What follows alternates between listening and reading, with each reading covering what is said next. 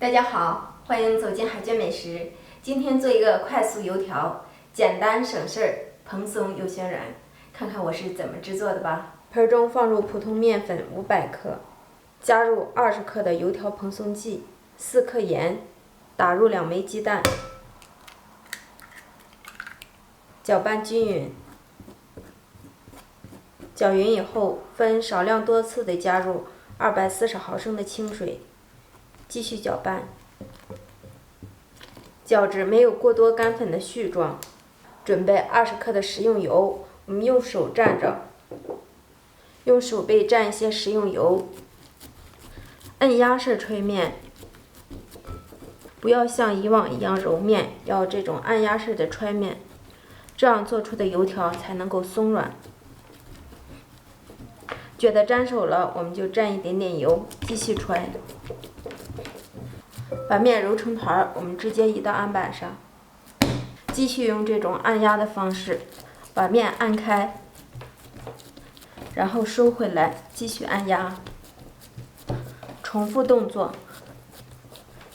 揣着这个面团发硬了，揣不出去的时候，我们就在案板上扣上盆，让它休息5分钟。5分钟后，咱们再来揉面。同样的手法，同样的动作，把面压开，压开以后折叠，继续按压，重复这样的手法2到3次。把面压至表面光滑、内里均匀的状态，然后我们给它卷成长条状，盖上大盆，醒着20分钟。20分钟到了，案板上撒一些干粉，拽住面的两头，轻轻拉长。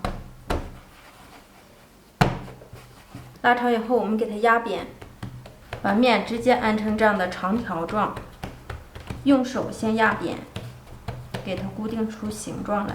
看见哪块薄厚不均匀，我们就按压哪块。感觉不平整的地方，再用擀面杖擀一擀，擀薄一些，擀成这样薄一点的长条状。面板小的，我们先擀至一面，然后用刀切成宽条，大约是2到3厘米左右。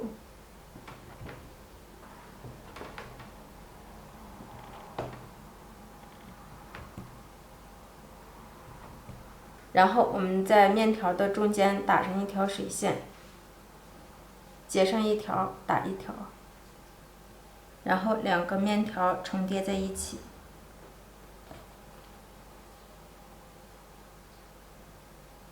然后在打水线的部位用筷子压一下，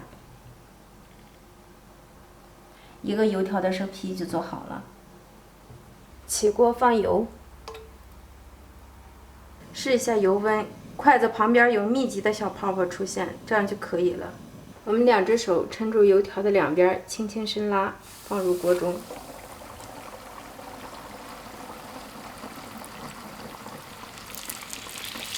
油条飘起，我们用筷子给它翻动一下。